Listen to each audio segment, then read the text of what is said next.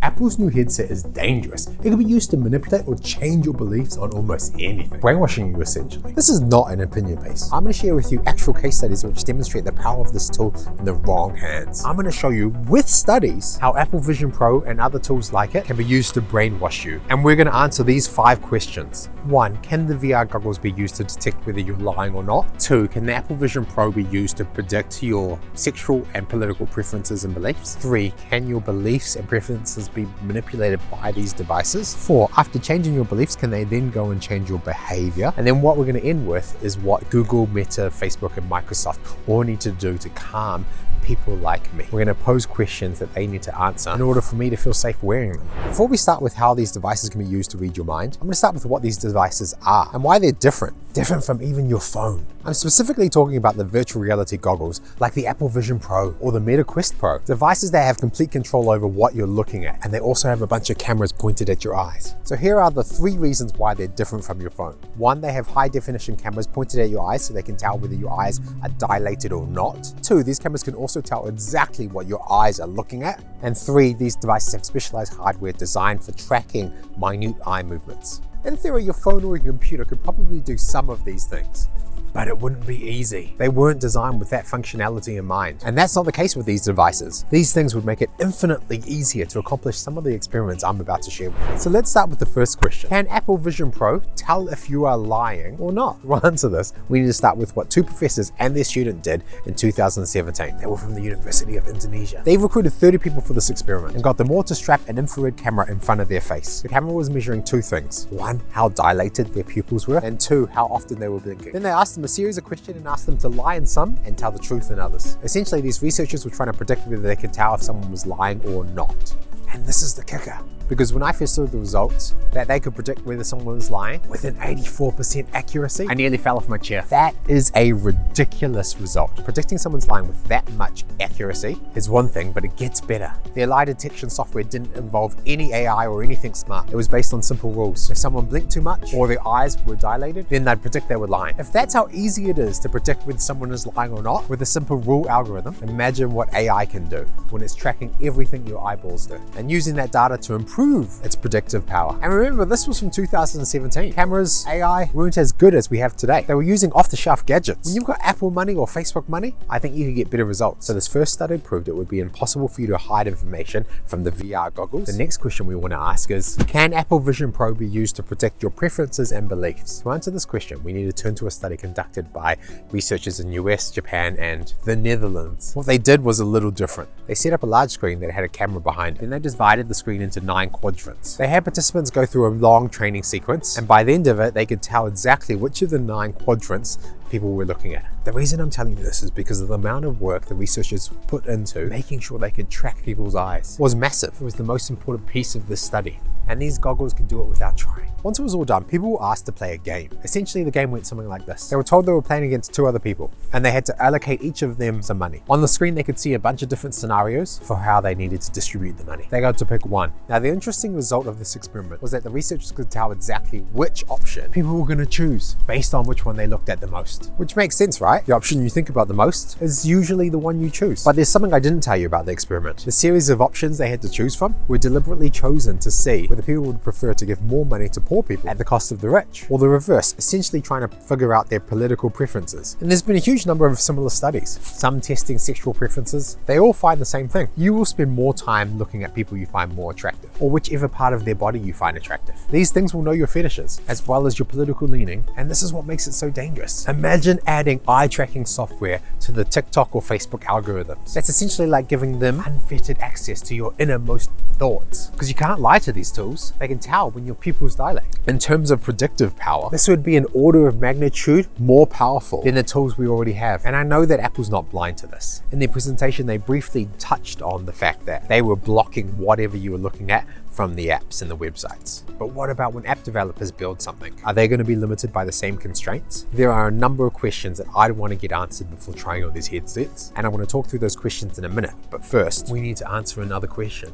Can Apple Vision Pro be used to change your beliefs and preferences? To answer this, we need to go to another study where researchers asked people to look at some random Chinese characters. They chose Chinese characters because it was assumed that people wouldn't have preconceived notions of what these characters meant. The people taking part in these studies were Westerners, so it was a safe bet. So they got these people to look at these Chinese words, and after they saw the word, they essentially asked them, do you like it or not? Is it a good word or is it a bad word? And as you would expect, most people were sort of neutral on the words. Again, the words really didn't mean much. But then they got a second group of participants, same drill and everything, look at a bunch of Chinese words, but they would flash something on the screen. It was either an image of someone smiling or frowning. They flashed it on the screen so fast that participants didn't see a thing. They hadn't realized they'd just seen someone frowning or smiling. Then something interesting happened. The researchers were able to dictate exactly which words people liked or disliked. Pretty crazy, right? They had changed people's perceptions of random symbols by flashing something in front of their eyes that they didn't even register was there. Which leads us on to the next question. Can the Apple Vision Pro be used to change not only your thoughts and beliefs, but your behavior? Now, before we get started, I want to walk you through one thing, because I didn't believe these studies when I first saw it. Now, you already know this. The hallmark of a great experiment is a double-blind study with a control group. But there's actually something more important than that. Something that has to happen in order for you to believe it. And that's replication. A study not only has to have a statistically significant result, but other researchers need to be able to come along and reproduce that result. And all the studies I'm sharing with you today meet that requirement. They've been reproduced by others. Now, in this next experiment, the researchers told people they were testing the effects of this pill on people's ability to concentrate. The pill was a sugar pill and did absolutely nothing for concentration. And they made up a bunch of brand names for it. People were also told they can take as many pills as they like, under the idea that the more pills they take, the more they would be able to concentrate. The game that got them to do was essentially look at the same spot on the screen and count how many lowercase letters appear. Absolutely basic stuff. And the first group of participants, they let them go through, play the game. Then at halftime, they offered them some pills, said they could take as many as they wanted, and measured how many they took. Now, this is the control group. It doesn't really matter. Some of the people didn't even try the pill because, of course, they were given that option. The average person in this group took less than one pill. Now, the next group of people in the study were offered the same as before, but this time the researchers flashed images of the logo of the pills on the screen.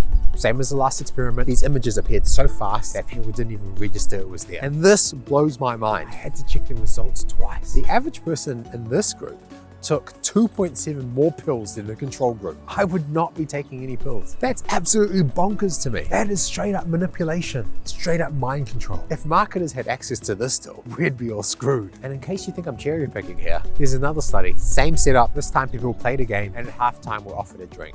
Coke, Lipton iced tea, or some Norwegian drink I had never heard of before. The control group went through, and as you would have expected, when they completed the study, about 20% of them chose to drink the Lipton iced tea. I mean, if it was me, I would have chosen the Coke Zero. The next group of people played the little game staring at the same spot on the screen, but this time, up flashed the Lipton iced tea logo. And this is gonna sound bonkers to you, but I kid you not, after a logo appearing on the screen for 4 milliseconds, a tiny amount of time, 85% of the people chose the Lipton iced tea. It's a ridiculous result. So the next question is, so before I answer whether or not I trust the Apple Vision Pro, I'm gonna answer the question of how do I know this stuff? Quite simple. I was doing the research for the second book in this series, and one of the central questions in book 2 is how could you manipulate an entire population? Because changing the opinion of one person is hard, but changing the average beliefs of an entire population, that's totally possible. In the second book of this series, one of the main characters starts to uncover a mystery of how people have been using the metaverse in order to make people more favorable towards something. I'm not going to spoil what those things are, but in the book, I try to be as scientifically accurate as possible. So if you want to know more on what we're discussing today, go check it out. So do I trust Apple? Would I use those goggles? I probably would, to be honest. I'm more worried about the other companies in this race. The ones whose whole business model is selling your preferences and beliefs to advertisers. We didn't touch on the advertising part of this, but I'm imagining it being huge. Now let's end this video with the 3 most important questions that I believe Apple needs to answer. These are the areas where these tech companies need to focus on in order to calm everyone's fears. 1. They need to prove and show that all the eye tracking processes are only done on the device, and most importantly, deleted straight after, not stored or backed up or sent to the cloud. And 2. All apps that you install must not have access to any information about your eye. What I mean is your pupil dilation, where you're looking, and how long you're looking at something. There needs to be a clear firewall between that information and apps. And 3, they should look at developing an AI or tool specifically trained for identifying when other apps are trying to manipulate you. Now, we covered a lot about how Apple could manipulate you, but what about aliens? Could you speak an alien language? Go and watch this video next to see exactly how humans would communicate with an alien.